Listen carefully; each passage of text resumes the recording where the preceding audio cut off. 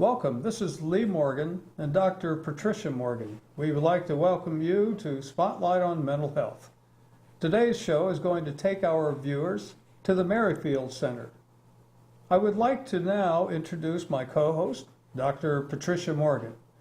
Dr. Morgan, tell us a little bit about the Merriifield Center. Thank you, Lee. Yes, we went to the Merriifield Center and we learned the process through which a client is taken when they come. We went through the intake process and spoke with several of the people that would be interviewing the patient. We went to the walk-in desk. There's a huge desk in the building, and people can just walk in to get some kind of service. Apparently, the biggest amount of walk-ins are drug cases. Otherwise, there's a call center that is operating from 9 to 5 at the Merriifield Center, and you can call and make an appointment with a therapist to come and be part of the intake process. The assessment process that people go through includes drug testing, which they were able to do in 5 minutes. They had the technology to be able to test drug immediately when somebody came. And so that's really high level technology that they're using in doing drug testing. Then there was the financial part that everybody has to go through. They have a separate department for that where people have to fill in certain information so that they know what their income is and how much they should be charged, what kind of insurance that they have. Then the person is assigned to either a therapist or are referred out to the community. I don't know how they make that definition. Probably if you have insurance, they probably would refer you out to mental health therapists in the area rather than seeing them yourself. I don't believe you can choose your therapist at the Merriifield Center. I think it's that you're assigned to a therapist. You can't really choose your own. The building is a beautiful building, and one of the things that really impressed me was that there's a whole big room for peer support. So if you are a chronic patient, you can come there and use their computers to help you find jobs and to be with other people like yourself that come to the Merriifield Center, and you can hang out and get support, and it's such an important process. So we were able to visit all of those posts, and you'll be seeing pictures of everyone and the building included. The important thing to remember is that there is no health without mental health. And that's really the way people need to be thinking about facing different issues that they've got. And that it's okay.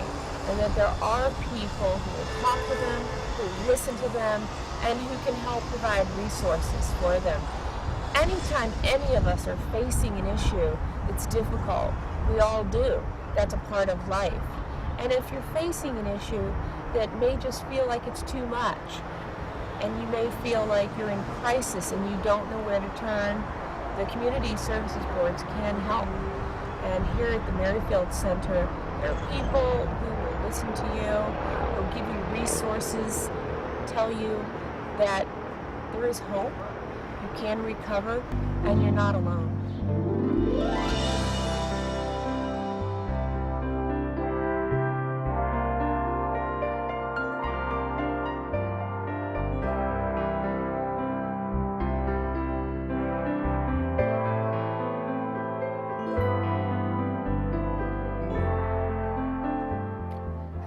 Dr. Patricia Morgan, here to welcome you to the Merriifield Center, where clients of Fairfax County can come for mental health issues. The Merriifield Center is sponsored by the Fairfax Falls Church Community Services Board, and so we'd like to take you on a tour of what a client would experience when they come to the Merriifield Center.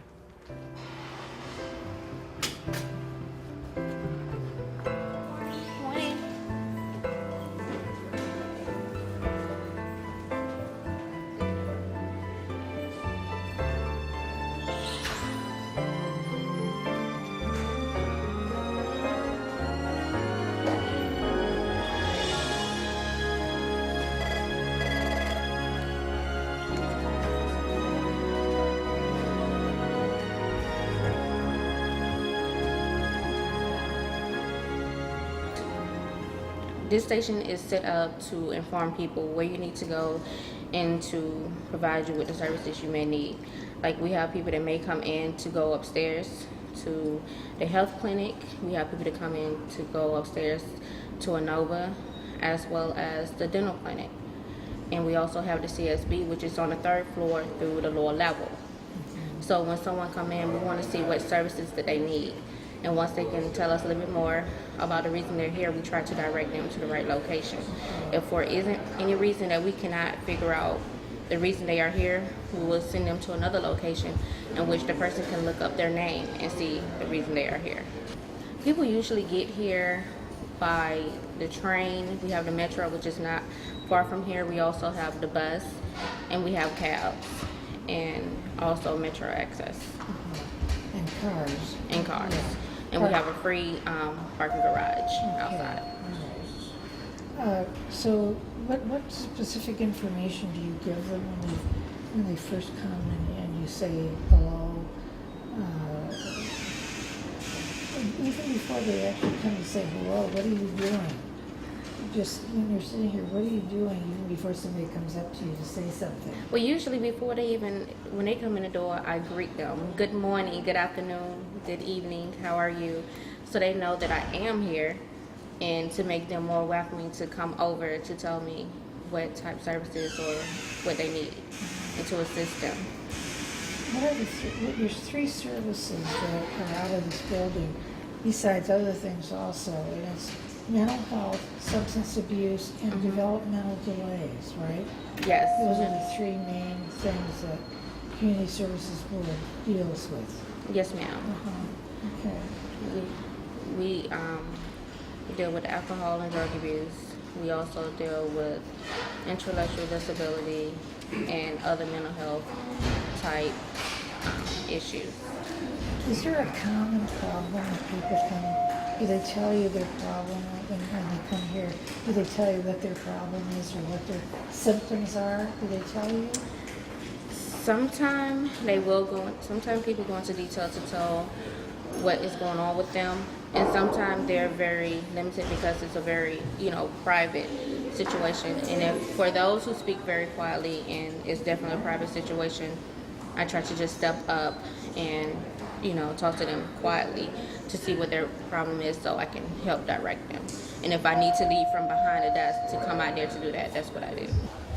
So the several problems that they usually share is the reason they are here, which can be intake services, counseling, if they need to go and see a doctor. And usually we're going to ask, do you need to see a mental or a physical doctor? So that right there will also give us the information we need to know where we need to take them or send them. Because sometimes we have clients that come in who need further assistance, whereas some people you can give them directions how to get to a location. We also have people that come in that are really sick and they need someone to physically take them to that location. So that's what we do here. Shirley, tell us about your own personal experience in this field, the work you've done before that prepares you to be doing this. I have a degree in criminal justice and science, as well as I have 3 years in which I work directly with mental health, with adults with intellectual disabilities, as well as adults who are addicted to drugs and alcohol. So those are the experiences that I have that help me to perform this job effectively. The secret is basically just be observant and to be willing to listen to what the clients are saying, because that will inform you as far as which services they need. Because a lot of it is, well, to me it comes second nature, I guess, because I've worked in the mental health field for a long time, but you can observe a lot to see what services the clients need. Whereas if they came here because we have 2 entrants, which is the first floor as well as the lower level. If they came here on the first floor and they needed to go to a lower level, usually we're able to perceive that and able to direct them down to the lower level. because you can go to the lower level also using the elevator as well as the front door. So based on that experience is what gives me the ability to say, okay, this is what's going on. I know how to, calm the clients down and direct them to the right location. The most common thing we receive is assessments. People need to be assessed drugs and alcohol. They may have been referred here from an employer, a So family member. assessment. So that would be the first. And which assessment is the first process that everyone goes through once they come here. But in your own knowledge, what's the most common problem that people come here, besides the assessment, they're going to be a good screen? Right? Drugs and alcohol would be okay. the common. And mental health and substance abuse have always been two separate entities, but they really are connected. But they Yes, still are I- kept separately. Yeah. Yes, I believe they are connected because usually one affects the other.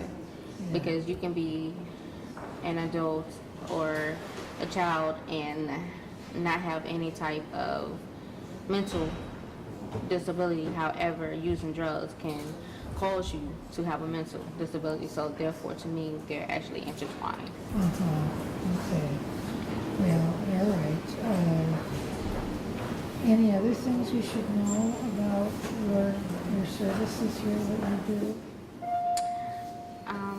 Really, the services we have here is very broad. On the lower level, we have the walk-in screenings, we have the ADAPT program, we have assessment, the day treatment on the first floor.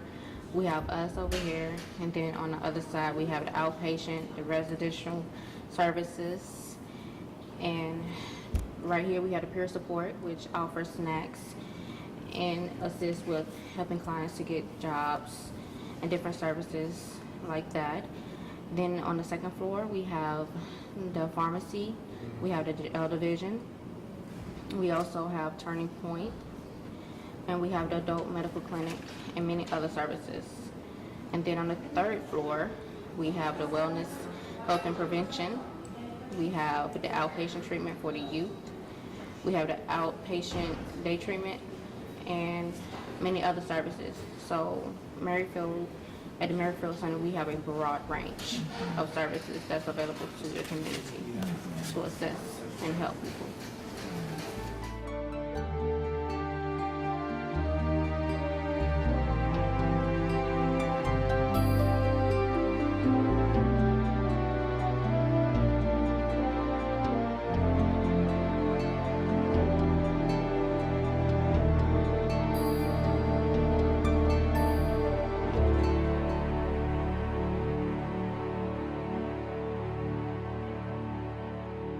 My name is Alex Cotto. I work for Entry and Referral Services, Community Service Board, Fairfax and Falls Church Community Service Board. And I have a bachelor degree in psychology. And I study in Inter-American University of Puerto Rico.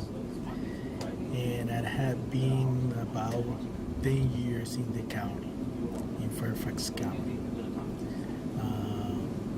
The job, what I'm doing here is trying to connect people to mental health services and alcohol and drug treatment. Okay, what's the heaviest call volume for a day, typically? Well, that's depend of the season, I will say. Depend of the season, because in some season is, I will say that is low. In other season is very high. When it's a school season, it's very high. I have a lot of parents calling for or contacting us for help, to do an assessment for the children's, to check the children what is going on with them, because we have sometimes children that they are at risk to harm themselves or harm others. So we that's why we have as well emergency services that we can connect them and try to see what is going on with the child. In the business hours, I will say that will be between 10 to 3 o'clock. That is the high volume of the call, of the people who are trying to get help. That is the volume, I will say. Did I ever email you, Alex? This is a call center on the phone, but do people ever email you as well? Basically, between, I'm on counselors, clinicians, psychiatrists. We email about the client. We use numbers because of confidentiality. However, we don't, personally, I don't have clients or patients who email me. I don't have that because we are trying to maintain the boundaries between clinician and the patient. So I don't receive email from patient. However, I receive email from resources. I receive email from psychiatrists, clinicians, psychologists. Yes, it's part of the job. Alex, talk about confidentiality, because you mentioned that you use numbers somehow when you're talking with other providers. What about confidentiality of a phone call that people should know about? It's just that it is confidential, I have basically when they requested, for example,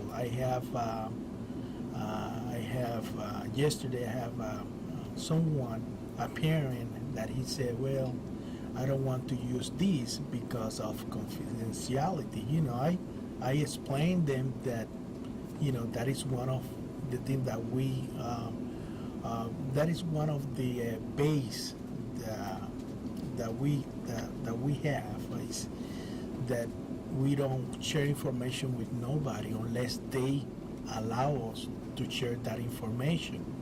So it's very important because sometimes they don't want nobody to know, just them, and it's important for them and the family. And we try to execute that, try to maintain everything confidential. That way we don't cause damage to the family or to the patient. Yes, that is, I think the history of the person is very important because it can give you at least basically you can see what is going on. And when we don't have the history, we are kind of lost and we are trying to figure it out what is going on. But however, with the history, you can it's like patterns that you follow, and if you follow those patterns, you can figure it out what is going on, or you have sense that what is happening in the family. So that's one of the things that we tend to look the history, and at least to scan the history to see what is going on, snapshot, I would say, and after that, yes, we try to figure out what is going on and try to serve the best way we can.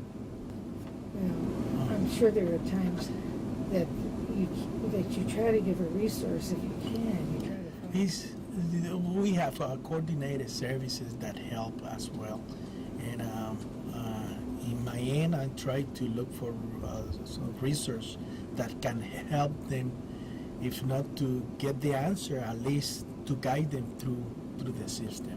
And sometimes I feel relieved because in my community, They don't know anything about it. Or other communities, for example, the Korean community, we have a program that they speak the language, and so I used to refer to the Korean program, and that way they feel released. And is when you understand the same language, I think the treatment worked much better. Yeah. The barrier, the language barrier is gone. And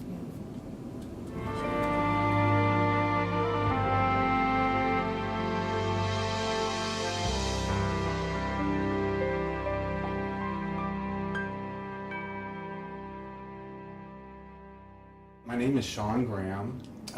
I am one of the 2 assessment supervisors here at the Merriifield Walk-In Assessment Unit. I'm a licensed clinical social worker, and I've been with the CSB. In December, it'll be 25 years. So I have a lot of experience. I started my CSB career working with the youth, and then I transitioned to adult after 10 years, and I've been kind of working with either treating or assessing adults. Okay, I have a bachelor's and master's in social work from the Virginia Commonwealth University. I obtained my LCSW, I believe about 3 or 4 years ago. I've been a supervisor within the CSB for almost 12 years. To my left here is one of our clinicians, Sam Wagner. Sam, you want to do a little introduction?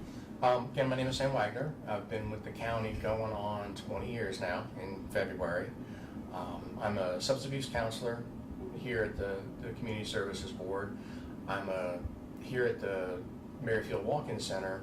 I'm the triage clinician, and then I'm also an assessment clinician as well. I have a bachelor's degree in psychology and my master's in counseling. I'm working on my LPC at this moment. Started my career with the county at our Crossroads long-term residential drug treatment program, and then transitioned to a couple other places. My longest time was working in the schools with the youth in our student assistance program.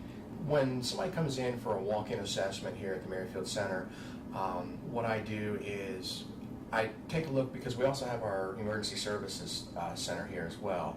So when a client comes in, I have to determine, is the client appropriate for our walk-in services, or are they in crisis and need to go to our emergency services? So what I would do is take a look at the case, take a look at, sometimes even speak with the client initially to find out what their concerns are. And then if it's emergency, I would go ahead and get the paperwork set up for them to get into emergency. And then if it's for walk-in, then I would go ahead and start finding a clinician to see them for their initial walk-in screening. Sean, when somebody first comes, what should they bring with them, preferably? What kind of things should they bring with them? Should they bring another person with them? What kind of papers should they bring? We, if they choose to bring family members or friends with them, we certainly welcome others to join in the process. We, of course, would ask their permission if they wanted to participate, and it would be up to the individual seeking services if others could participate in the screening or assessment. So a lot of people rely on family members for transportation, and that's fine. So we do ask that they bring identification, hopefully something that does show that they're actual residents of Fairfax County. If they happen not to have something, or if they just moved into the area, that's fine. We would certainly continue with the screening. And also any insurance information. Most of the individuals walking in for assessment typically have called our call center just prior, and they were instructed by call center to bring proof of residency, their insurance card if they have one, so that we can expedite them getting into services and without delay. What are the demographics, information that you actually get before you actually meet with the person? Do you get any kind of other information before you're actually doing a face-to-face meeting? The individual is called the call center, then they've gathered certain information, residency, age, address, insurance information. So we have kind of the basic. The call center, when they know that someone's going to be coming in for a walk-in, they'll generate a case number. So you associate an individual seeking services with a case number, and that's how we manage through our record and confidentiality. So we do have, and then so that's the basic: their age, address, referral source. Is someone asking you that you come here, and then what's that about? And so the call center would document that in our record, and that's part of triage to explore what's been documented in the record, to kind of better sort through what they're experiencing, what their history is.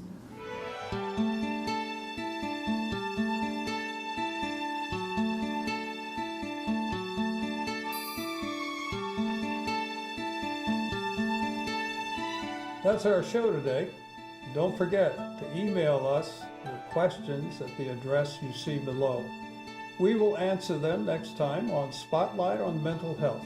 This is Lee Morgan and Dr. Patricia Morgan, and we wish you good mental health. Thank you, and we'll see you the next time.